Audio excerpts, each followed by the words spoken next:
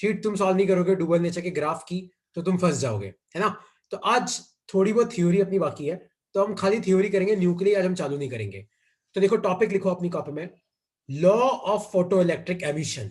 ये 5-6 लॉ आपको पता है, बस इनको सिस्टमेटिकली तुम्हें याद रखना है कि फोटो इलेक्ट्रिक एमिशन के क्या क्या लॉज हैं जो आपको आइंस्टाइन ने दी है।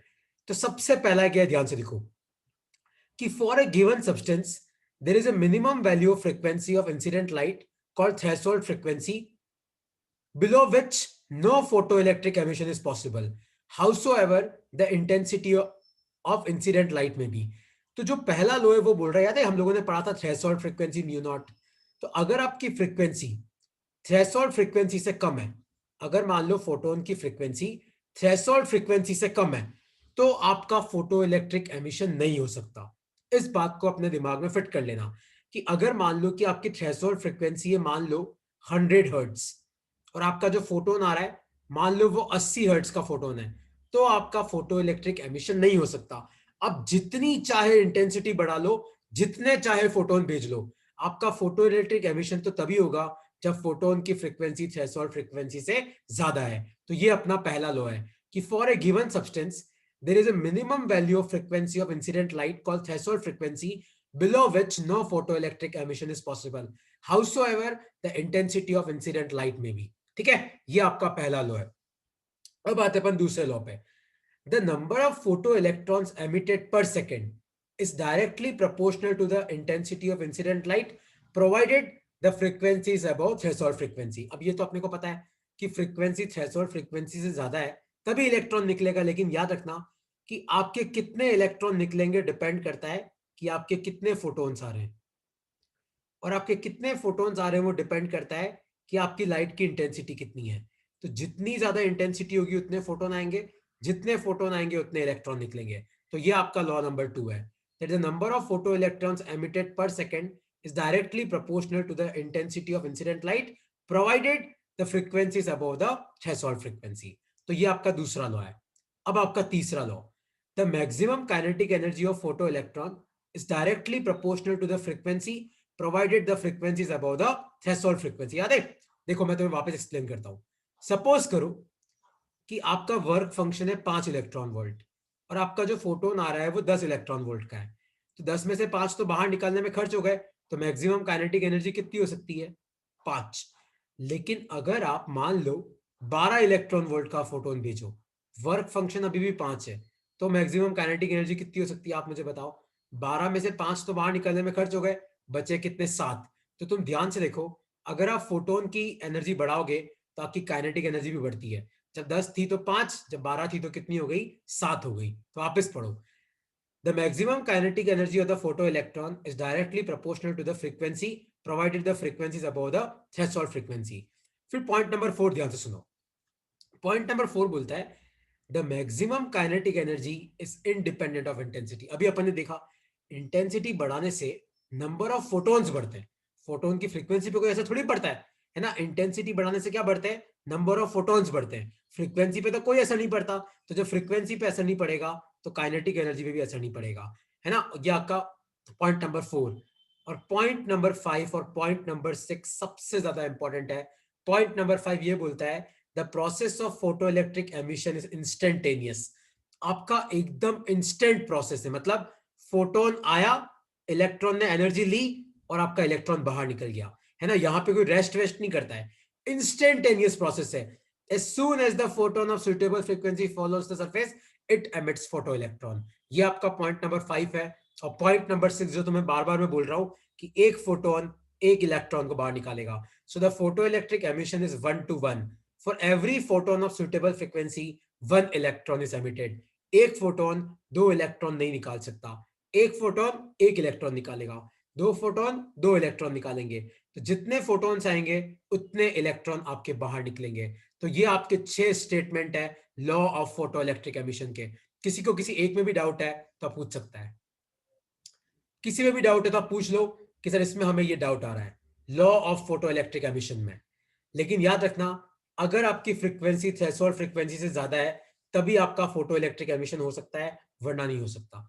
कोई डाउट है तो आप पूछ सकते हो। ऋषिता कोई डाउट है? हेतल कोई डाउट है? रिमिशा कोई डाउट है? टीशा कोई डाउट है तो पूछो।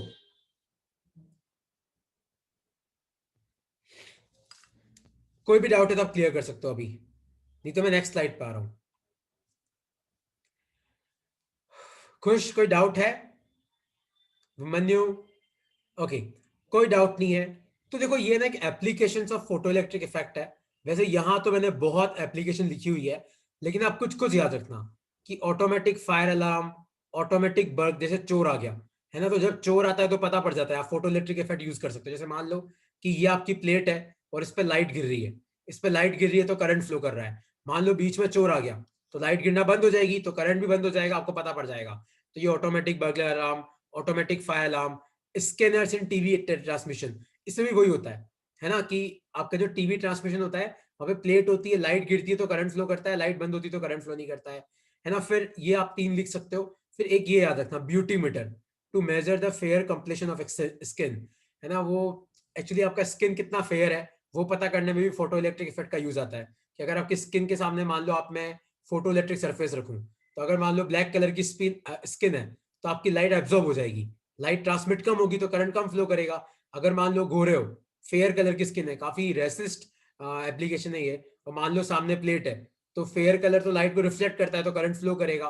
तो आप किसमें 2 दिन याद रखे ना कोई, एक तो ब्यूटी मीटर याद रखने में आसान है, फोटोमेट्री याद रखने में आसान है, ऑटोमेटिक फायर अलार्म याद रखने में आसान है, बर्गलर अलार्म याद रखने में आसान है। 3-4, ये तो बहुत सारे, इतने सारे याद नहीं करने, कोई भी 3-4 आप याद कर लेना, है ना, कोई भी 3-4। ये मैं तुम्हें भेज दूंगा, तुम लिख लेना, अभी चाहो तो ये लिख लो, automatic fire alarm, automatic burglar alarm, scanners, beauty meter to measure the fair complexion of skin. तो ये सब लिख लो आप, 3-4 टॉपिक लिख लो कोई भी इसमें से।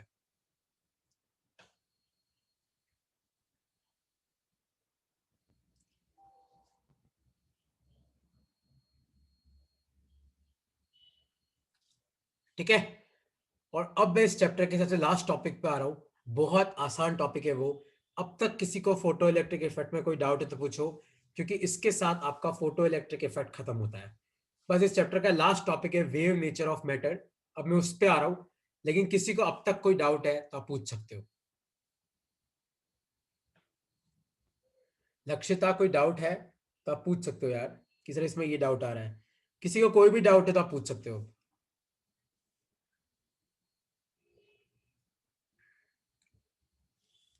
ओके, कोई डाउट नहीं है तो नेक्स्ट लिखो अपनी कॉपी में, टॉपिक लिखो मैटर वेव्स।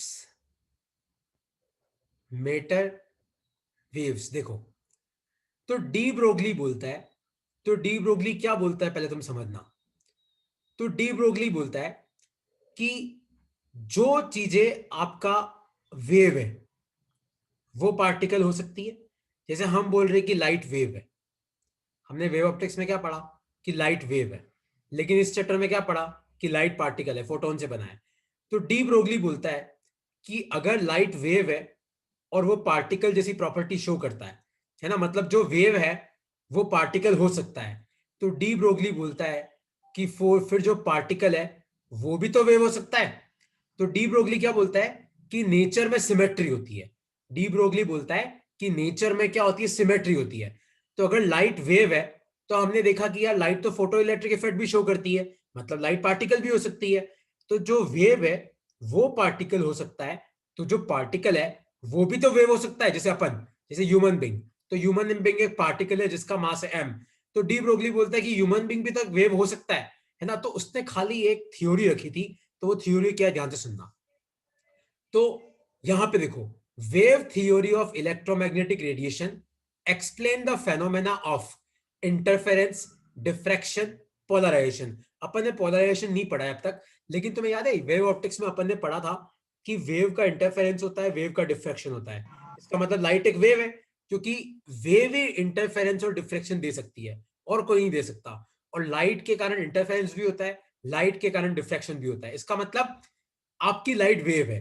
तो wave theory of electromagnetic radiation explain the phenomena of interference, diffraction and polarisation. और इस चैप्टर ने अपन पढ़ा फोटो इलेक्ट्रिक इफेक्ट। तो फोटो इलेक्ट्रिक इफेक्ट से यह पता पड़ता है कि लाइट का पार्टिकल नेचर होता है। फोटो इलेक्ट्रिक इफेक्ट से क्या पता पड़ता है, फोटो इलेक्ट्रिक इफेक्ट से यह पता पड़ता है कि लाइट का पार्टिकल नेचर है। इंटरफेरेंस और डिफ्रेक्शन से ये पता पड़ता है कि लाइट का कौन सा नेचर है, लाइट का वेव नेचर है, और इसलिए अपन क्या बोलते हैं कि रेडिएशन हैव डुअल नेचर, मतलब wave and particle nature both. इसलिए हम क्या बोलते हैं कि लाइट का डुअल नेचर होता है, वेव नेचर भी होता है। तो कोई तुम्हें पूछे अच्छा बता क्या प्रूफ है कि लाइट का वेव नेचर होता है, तो आप क्या बोलोगे, इंटरफेरेंस और डिफ्रेक्शन। फिर कोई तुम्हें पूछे कि अगर बता अच्छा क्या प्रूफ है कि लाइट का पार्टिकल नेचर होता है, तो आप क्या बोलोगे, जो अपन ने इस चैप्टर में पढ़ा वो क्या है, फोटो इलेक्ट्रिक इफेक्ट, है ना। तो डी ब्रोगली क्या बोलता है, तो अब तुम लिखना अपनी कॉपी में कि डी ब्रोगली क्या बोलता है।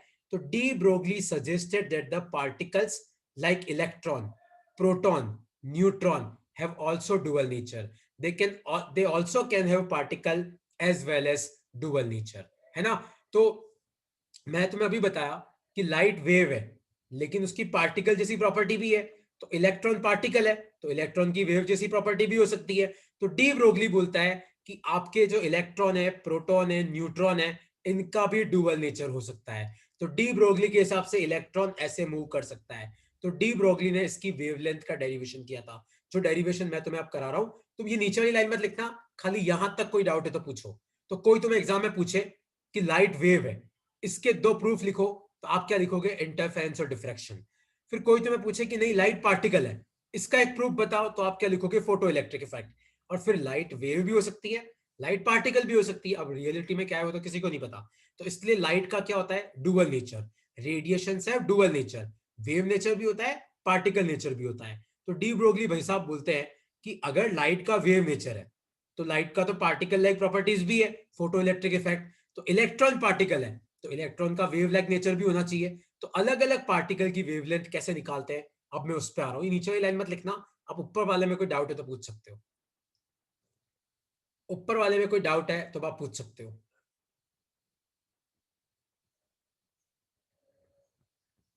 ठीक है, तो लिखो अपनी कॉप में, टॉपिक लिखो, टॉपिक लिखो, डी ब्रोगली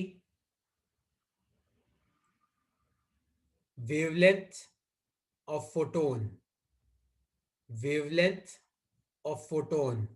तो डी ब्रोगली ने फोटोन की वेवलेंथ कैसे निकाली, अब तुम ध्यान से सुनना। देखो सपोज करो कि एक कोई फोटोन है जिसका मास है m और जिसकी स्पीड है c। क्योंकि फोटोन जब चलता है तब उसका मास होता है, अगर फोटोन नहीं चलता, मान लो फोटोन रुक जाता है, तो फोटोन का रेस्ट मास क्या होता है, 0। तो ये मान लो एक फोटोन है जिसका मास है m और फोटोन की स्पीड क्या होती है, स्पीड ऑफ लाइट। तो फोटोन का मोमेंटम क्या हो जाएगा, मास इंटू वेलोसिटी, तो m इंटू सी। इसमें तो कोई डाउट नहीं है। फिर यार आइंस्टीन की इक्वेशन है E equal to M C square. अगर दुनिया में कोई भी मास है m तो उसके पास कितनी एनर्जी होती है, mc स्क्वायर, है ना। और तुम्हें अगर एक और चीज याद हो तो अगर किसी फोटोन की फ्रीक्वेंसी न्यू है तो एनर्जी का एक और फॉर्मूला क्या होता है, एच न्यू। भूल तो नहीं गए, E equal to M C square, E equal to H nu. और एक फॉर्मूला जो तुम्हें पता हो, C equal to nu lambda. भूल तो नहीं गए, speed of light equal to frequency into wavelength. लेकिन अब ध्यान से देखो, है तो ये दोनों एनर्जी है, तो आप एम सी स्क्वायर को एच न्यू के बराबर पुट करो। और अगर तुम भूल गए हो तो एम सी स्क्वायर को एम सी इंटू सी लिख सकते हैं और न्यू को लिख सकते हैं सी बाय लैम्डा, क्योंकि सी इक्वल टू न्यू लैम्डा है, तो न्यू को क्या लिख सकते हैं, सी बाय लैम्डा। तो एक सी से एक सी गया, लैम्डा ऊपर जाएगा, ये बचेगा एच अपॉन एम सी, और एम इंटू सी होता है आपका मोमेंटम, तो लैम्डा कितना आया, एच अपॉन पी। लिख लो अपनी कॉपी में। तो डी ब्रोगली के हिसाब से अगर कोई भी मास एम, मान लो स्पीड ऑफ लाइट सी से चल रहा है, या फिर डी ब्रोगली के हिसाब से दुनिया में किसी भी चीज का मोमेंटम अगर पी है तो उसकी वेवलेंथ क्या होती है, एच अपॉन पी। तो जितना ज्यादा मोमेंटम होगा उतनी कम वेवलेंथ होगी, क्योंकि एच तो प्लैंक्स कांस्टेंट है। लिख लो अपनी कॉपी में, बहुत इंपॉर्टेंट डेरिवेशन है इस फॉर्मूले का, derive the formula lambda equal to H upon P. लिख लो अपनी कॉपी में, लिख लो। तो हमने क्या किया, हमने एक फोटोन लिया, और अगर फोटोन चलता है तभी उसका मास होता है, अगर फोटोन रुक जाता है तो उसका मास 0 हो जाता है, क्योंकि जैसे ही फोटोन रुकता है वो अपनी एनर्जी किसी और को दे देता है और वो गायब हो जाता है। ठीक है, तो मान लो कि ये कोई फोटोन है जिसकी फ्रीक्वेंसी है न्यू, और ये चल रहा है स्पीड ऑफ लाइट सी से। तो दुनिया में कोई भी मास अगर वेलोसिटी वी से चलता है तो मोमेंटम क्या होता है, मास इंटू वेलोसिटी। यहाँ पे फोटोन चल रहा है वेलोसिटी ऑफ लाइट सी से, तो उसका लीनियर मोमेंटम क्या हो जाएगा, m into c, mass into velocity. अब E equal to m c square होता है आइंस्टीन की equation, E equal to H nu, अपन ने चैप्टर में पढ़ा था फोटो इलेक्ट्रिक इफेक्ट में कि अगर किसी भी फोटोन की फ्रीक्वेंसी न्यू है तो उसकी एनर्जी एच न्यू होती है। और C equal to nu lambda, 9th class में भी आता है formula, velocity equal to frequency into wavelength. तो फ्रीक्वेंसी को क्या लिख सकते हैं, सी बाय लैम्डा। दोनों एनर्जी को बराबर रखो और आपका फॉर्मूला आ जाएगा। लिख लो, और इसमें कोई डाउट है तो आप पूछ सकते हो।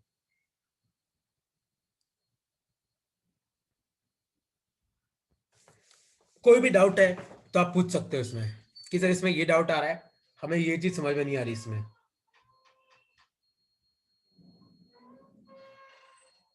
तो रिलेशन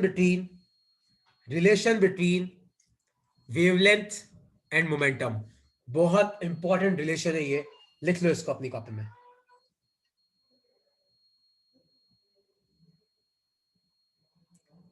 लिख लो, और कोई डाउट है तो पूछो अब तक।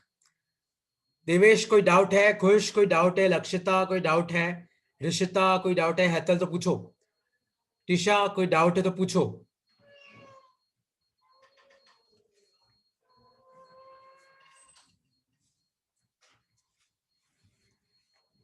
हाँ लिख लो इसको, और किसी को इसमें कोई डाउट है तो पूछ सकता है। कोई डाउट नहीं है, अच्छा अब मैं आगे बढ़ रहा हूं फिर। लिख लो इसको, लिख लो, आराम से लिख लो।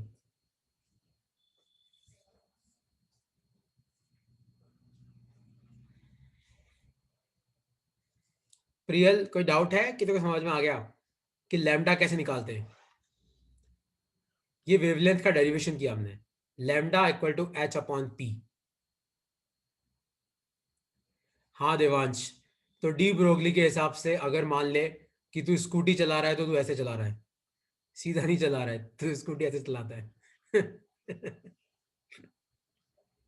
तो हाँ, डी ब्रोगली यही बोलता है यार। और पता है डी ब्रोगली है ना, डी ब्रोगली जो एक्सप्लेनेशन देता है ना, अपन अभी एटम्स में पढ़ेंगे, तो उसके एक्सप्लेनेशन करेक्ट भी निकल के आते हैं। मतलब तू भी बोलेगा हाँ यार सही बोल रहा है। अभी एटम्स में आएगा, एटम्स के एंड में आता है वो।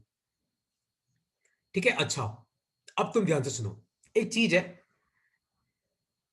तुम लोगों ने अभी 11th क्लास में फॉर्मूला पढ़ा होगा, लीनियर मोमेंटम होता है मास इनटू वेलोसिटी, और काइनेटिक एनर्जी का फॉर्मूला होता है हाफ एम वी स्क्वायर। ये फॉर्मूला पढ़ा था आपने? तो यहां से आप एम को क्या लिख सकते हो, पी अपॉन वी लिख सकते हो, या फिर एक सॉरी, वी को अपन क्या लिख सकते हैं, एम को नहीं, वी को अपन क्या लिख सकते हैं, पी अपॉन एम लिख सकते हैं। P equal to M V है, तो वी को पी बाय एम, इस वी को यहाँ पे पुट करो, ताकि काइनेटिक एनर्जी क्या आ जाएगी, हाफ एम वी का स्क्वायर है, तो P square upon M square, तो एम से एम गया, तो इस टू एम को उधर भेजो, तो पी को अपन क्या लिख सकते हैं, रूट टू एम के। तो इसी तरीके से आप वेवलेंथ का एक और फॉर्मूला क्या आ जाएगा, H upon root of two M के। लिख लो अपनी कॉपी में, लिख लो, लिख लो।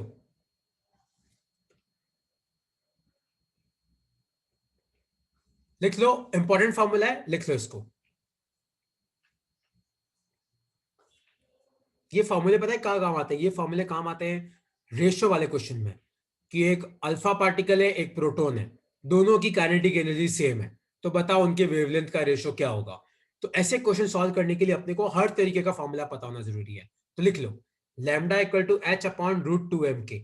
लिख लो इसको।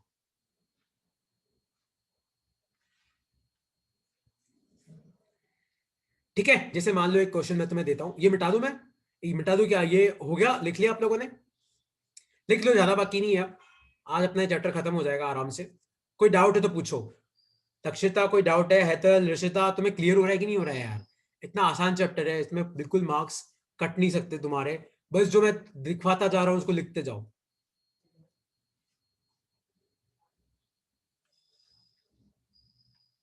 ठीक है, तो देखो एक क्वेश्चन मैं तुम्हें सॉल्व कराता हूँ अब, इसका एक क्वेश्चन मैं आपको सॉल्व कराता हूँ।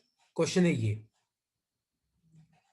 एन अल्फा पार्टिकल, एक alpha particle and a proton, और एक proton have same kinetic energy, find ratio of their wavelength, find ratio of their, और एग्जाम में जनरली वर्ड लिखा होता है डी ब्रोगली वेवलेंथ, तो घबराने का नहीं, खाली वेवलेंथ पूछे या डी ब्रोगली वेवलेंथ पूछे एक ही बात है।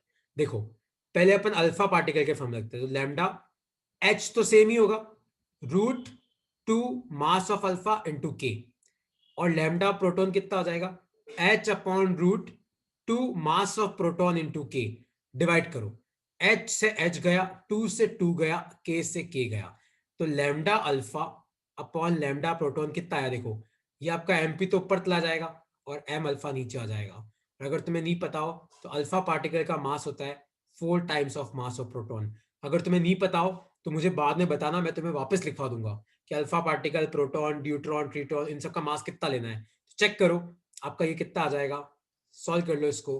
तो मास ऑफ प्रोटॉन अल्फा पार्टिकल का आ जाएगा 4 इंटू, तो ये आपका गया 1/4 रूट, तो आ जाएगा हाफ। ये आपका आंसर है। इस तरीके से ऐसे क्वेश्चन सॉल्व करते हैं।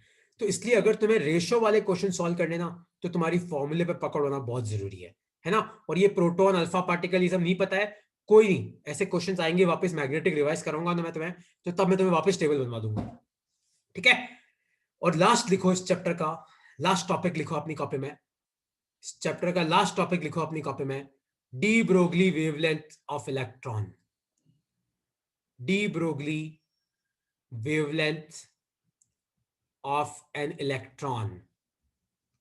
De Broglie wavelength of an electron. अब तुम ध्यान से समझना, टॉपिक लिख लो पहले अपनी कॉपी में, de Broglie wavelength of an electron.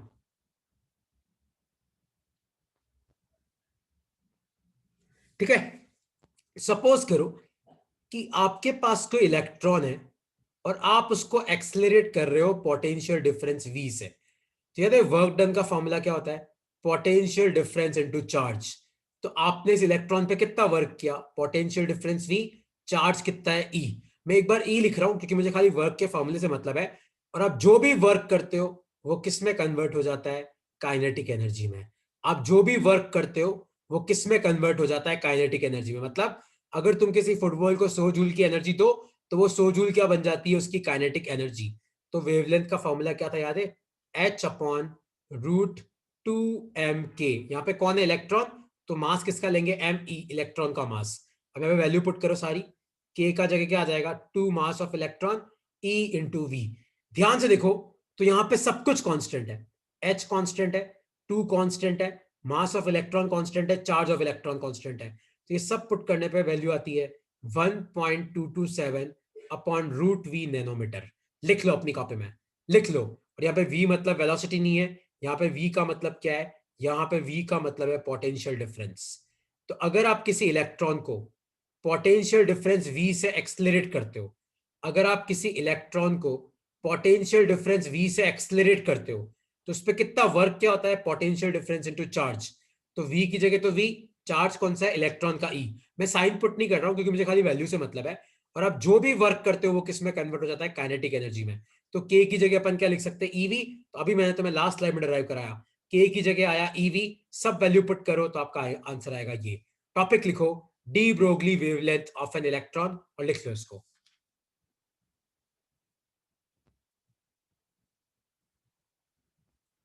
लिख लो 1.227 अपॉन रूट वी नैनोमीटर, लिख लो इसको।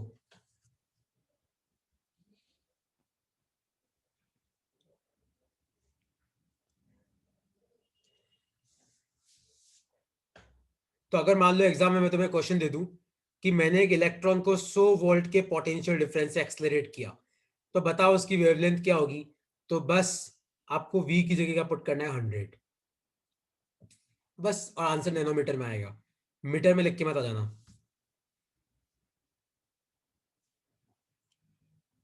ठीक है। और कोई डाउट है इसमें तो आप पूछ सकते हो, नहीं तो बस एक दो छोटे छोटे टॉपिक्स हैं, और वो छोटे छोटे टॉपिक से आपके एमसीक्यूज बनते हैं, तो बस उन पे ध्यान देना, फिर अपना चैप्टर खत्म हो जाएगा, ठीक है। लिख लिया आपने,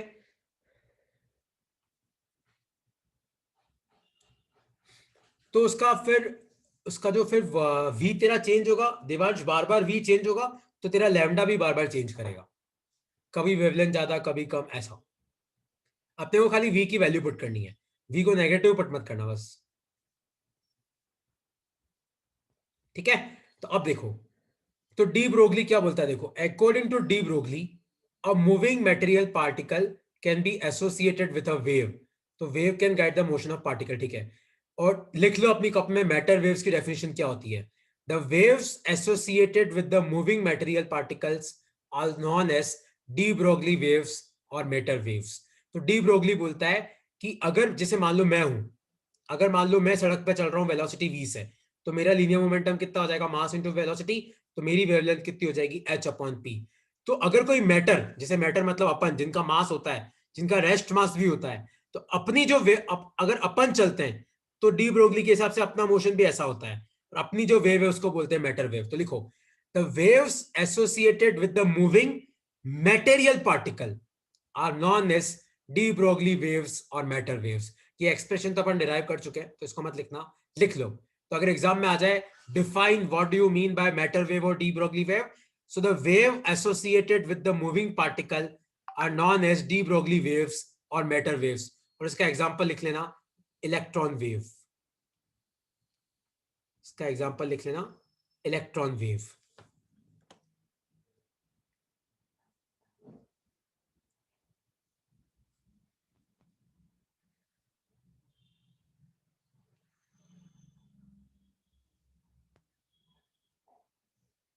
ठीक है,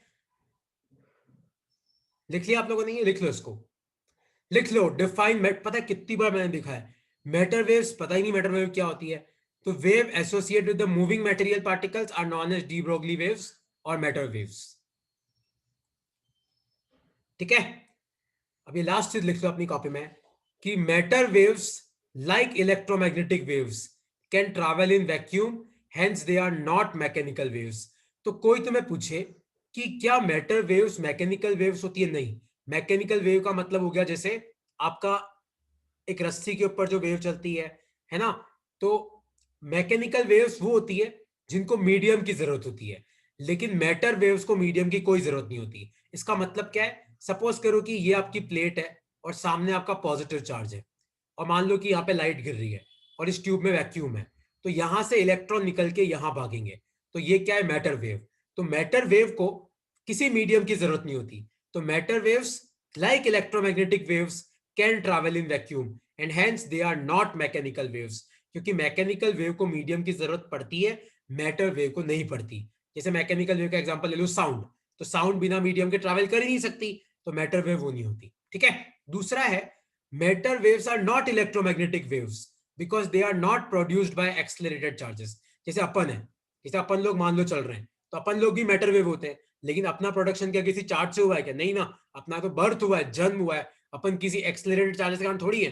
तो matter waves are not electromagnetic waves because they are not produced by accelerated charges. तीसरा पॉइंट रहने दो, वो हाइब्रिडाइजेशन का है। पहले दो पॉइंट लिख लो अपनी कॉपी में। तो कोई तुम्हें पूछे कि क्या मैटर वेव्स वैक्यूम में ट्रैवल कर सकती है, हाँ कर सकती है। क्या मैटर वेव्स मैकेनिकल्स होती है, नहीं, नहीं होती, क्योंकि मैकेनिकल वेव्स वो होती है जिनको चलने के लिए मीडियम चाहिए होता है। मैटर वेव्स को कोई मीडियम नहीं चाहिए होता, वो वैक्यूम में भी चल देती है। और तीसरा, matter waves are not electromagnetic waves because they are not produced by accelerated charges. लिख लो इसको अपनी कॉपी में।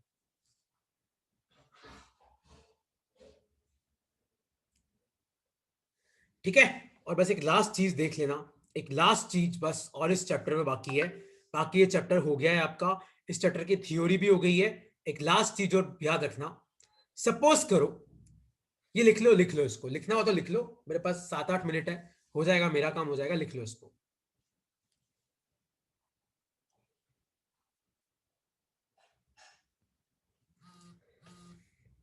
ठीक है, देखो, सपोज करो कि आपका कोई एक फोटोन आ रहा है P1, और मान लो कि ये कोई पार्टिकल है, और मान लो फोटोन कोलाइड करता है। तो ऐसा हो सकता है कि कोलाइड करने के बाद आपके दो फोटोन निकले, P2 एंड P3।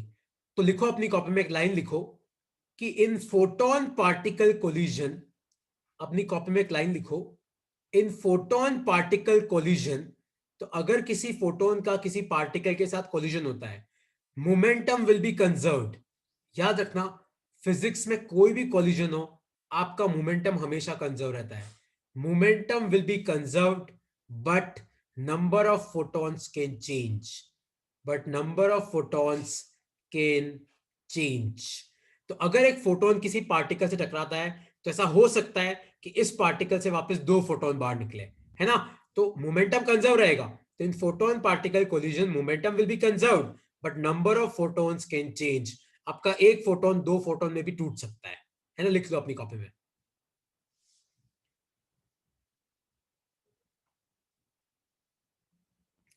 हाँ देवांश करती है, बस वो लास्ट चीज में वही बता रहा हूँ। ये एक स्टेटमेंट मुझे लिखवाना था तुम्हें, क्या फोटोन पार्टिकल कोलिजन में नंबर ऑफ फोटोन्स कंजर्व रहते हैं? नहीं। आपका पार्टिकल से एक फोटोन टकराया, पार्टिकल ने उस फोटोन को एब्जॉर्ब किया, और ऐसा हो सकता है कि पार्टिकल से फिर 2 फोटोन निकले। मान लो जो फोटोन आया वो 100 जूल का था, आपके पार्टिकल ने फोटोन को एब्जॉर्ब किया, और ऐसा हो सकता है कि 2 फोटोन निकले, दोनों 50-50 के हो जाए। ऐसा भी हो सकता है कि 4 फोटोन निकले 25-25-25 के, है ना? तो वो सब मैटर करता है। बस याद रखना कि फोटोन पार्टिकल कोलिजन में मोमेंटम कंजर्व रहता है, नंबर ऑफ फोटोन्स कंजर्व नहीं रहते। ठीक है? और एक लास्ट चीज लिख लो अपनी कॉपी में, लिखो अपनी कॉपी में, बस ये लास्ट चीज है आज की क्लास की। डेविजन जर्मर एक्सपेरिमेंट का रिजल्ट क्या था? तो पहले तुम सुनना कि डेविजन जर्मर एक्सपेरिमेंट था क्या, पर आपको खाली क्या याद रखना है? आपको खाली उसका रिजल्ट याद रखना है। तो डेविजन जर्मर ने क्या किया? तो डेविजन जर्मर ने यह किया कि एक उन्होंने निकल के 2 एटम्स लिए, 2 एटम्स लिए, दोनों निकल के, और सामने रखी उन्होंने स्क्रीन। सामने क्या रखी? उन्होंने स्क्रीन, और इधर से उन्होंने इलेक्ट्रॉन भेजना चालू किए। तो तुम खुद सोचो, अगर इलेक्ट्रॉन पार्टिकल होता, अगर इलेक्ट्रॉन पार्टिकल होता, तो इलेक्ट्रॉन सीधा कहां जाता? सामने जाता, और अपने को इलेक्ट्रॉन कहां मिलते? यहां पे। लेकिन डेविजन और जर्मन ने क्या देखा कि भाई साहब यहां पे इलेक्ट्रॉन आके डिफ्रैक्ट हो रहे हैं। तो सेंट्रल मैक्सिमा मिल रहा है, फिर फर्स्ट मैक्सिमा, फिर सेकंड, फिर थर्ड। इसका मतलब इलेक्ट्रॉन क्या है? वेव हुए, क्योंकि डिफ्रैक्शन को कौन शो करता है? वेव शो करती है। तो डेविजन जर्मन ने क्या प्रूव किया? They proved wave nature of electrons. तो कोई तुम्हें पूछे कि what was the result of Davisson Germer experiment, so they proved wave nature of electrons. क्या प्रूव किया उन्होंने? Wave nature of electron. क्योंकि डेविजन जर्मर के हिसाब से जितनी वेवलेंथ आनी चाहिए थी, उतनी वेवलेंथ डी ब्रोगली के फॉर्मूले से भी आई। उतनी वेवलेंथ किससे आई? डी ब्रोगली के फॉर्मूले से। और डी ब्रोगली ने क्या था? डी ब्रोगली ने क्या कहा था? डी ब्रोगली ने कहा था कि अगर इलेक्ट्रॉन पार्टिकल है तो इलेक्ट्रॉन वेव भी हो सकता है। तो डी ब्रोगली के फॉर्मूले से जो रिजल्ट आया, थियोरिटिकल रिजल्ट, वो डेविजन और जर्मन ने एक्सपेरिमेंटली प्रूव करके दिखाया।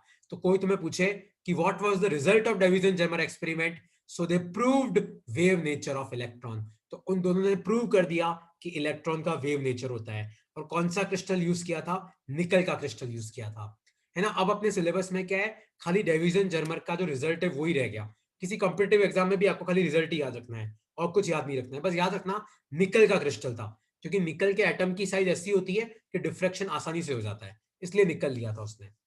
तो ये है आपका dual nature of matter chapter, जिसमें पूरा फोटो इलेक्ट्रिक इफेक्ट था, डी ब्रोगली रिलेशंस थी, वेवलेंथ निकालना था, और लास्ट में आपका वेव नेचर पे ये चैप्टर खत्म होता है। अब कोई डाउट है तो आप मुझे पूछ सकते हो, नहीं तो शीट मैंने आपको भेज रखी है, वो आपको सॉल्व करनी है। शीट भेजोगे तो फायदा होगा, वरना कोई फायदा नहीं है ना? टेस्ट में लूंगा, तुम घर पे क्या करते हो क्या नहीं करते हो मुझे पता नहीं है। शीट सॉल्व करो, तुम्हें सही में फायदा होगा। और कोई डाउट है तो पूछो। सर एक क्वेश्चन है सर। जैसे एक रूम है, उसके अंदर कोई लाइट नहीं है, okay, U turn on the switch, ठीक है, बल्ब जलता है, तो बल्ब से जो लाइट स्प्रेड होगी तो बट ऑब्वियसली उसका मतलब उनके अंदर फोटॉन्स हैं, ठीक है। तो फोटॉन्स जो थे वो प्रोड्यूस हुए हैं या फिर वो ऑलरेडी प्रेजेंट थे उस रूम में? नहीं नहीं नहीं नहीं, एक्चुअली तेरे जो फोटो, जब तेरा वो जो वायर होता है ना बल्ब के अंदर, तो वायर जब गर्म होता है ना, तो गर्म वायर से एनर्जी निकलती है, वो एनर्जी फोटोन में कन्वर्ट हो जाती है। तो फोटोन पहले से प्रेजेंट नहीं होते, जहां से आपकी लाइट निकल रही है ना, वहां से फोटोन क्रिएट होना चालू होते हैं। क्योंकि नंबर ऑफ फोटोन्स की तो कोई लिमिट ही नहीं है, एक फोटोन टुकड़े होकर 2 भी बन सकता है, 2 टुकड़े होकर 10 भी बन सकते हैं। तो किसी भी वायर में मान ले करंट पास करेगा तो वायर गर्म हो जाएगा, और मान ले वायर से लाइट निकल रही है तो वो फोटोन के फॉर्म में निकलेगी। सो अच्छा, इसके फोटॉन बाद इज जो अ क्लास है पार्टिकल, ना, then what is photon made up of? वो तो किसी को नहीं पता यार, कि फोटोन किससे बना है, वो तो किसी को भी नहीं पता। किसी ने फोटोन देखा ही नहीं आज तक, तो मैं कैसे बोल सकता हूँ कि फोटोन किससे बना है? Photon is basically packet of energy, quanta, quantum mechanics बोलते हैं ना, फोटोन बेसिकली क्वांटा है, पैकेट ऑफ एनर्जी है, बस और कुछ नहीं है। Okay sir. अच्छा ऋषिता, हेतल, देवान, इसके बाद वाली आज वाली क्लास नहीं है फ्लूइड की, एक्चुअली उन लोगों का टेस्ट है, तो वो टेस्ट तुम्हारा नहीं है, तुम्हारे काम का नहीं है। तो इसके बाद वाली क्लास नहीं है ना? इसके साथ डुअल खत्म होता है। नेक्स्ट मैं चालू करूंगा न्यूक्लियाई, एक दिन का है न्यूक्लियाई अपना, है ना? और कोई डाउट है तो आप पूछ सकते हो। ठीक है, चलो ओके यार। सर जस्ट एक सेकेंड, एक क्वेश्चन, शायद आपने भी प्राइमरी स्कूल्स में जैसे कोई भी दो कलर्स मिलाते हैं तो एक अलग कलर बनता है, राइट? तो इसका मतलब कि दो फोटॉन्स मिलके तीसरा फोटोन बना रहे हैं, मतलब तो ये इंटरफेरेंस हुआ? नहीं, इंटरफेरेंस नहीं होता यार। एक्चुअली क्या होता है कि दो फोटोन जब मिलते हैं ना, तो दो फोटोन जब मिलते हैं तो फ्रीक्वेंसी ऐड, इंटरफेरेंस में तो क्या होता है, एम्पलीट्यूड ऐड या सब्ट्रैक्ट होता है। लेकिन जब दो फोटोन ऐड होते हैं ना तो उनकी एनर्जी ऐड और सब्ट्रैक्ट होती है। तो वहां पे इंटरफेरेंस वर्ड करेक्ट नहीं है। एक्चुअली ऐसा हो सकता है कि दोनों फोटोन का मास कंबाइन होके एक मास बन जाए, है ना। इंटरफेरेंस वर्ड यूज मत कर वहां पे, है ना। एग्जैक्ट क्या वर्ड है वो मैं तेरे को ढूंढ के बता दूंगा। पर इंटरफेरेंस तो जनरली हम एम्पलीट्यूड के लिए यूज करते हैं, एनर्जी के लिए नहीं यूज करते। अच्छा, ओके सर। क्योंकि एनर्जी स्केलर है ना, और अपन उसमें क्या करते हैं, वेक्टर एडिशन करते हैं इंटरफेरेंस में तो। Okay, okay sir.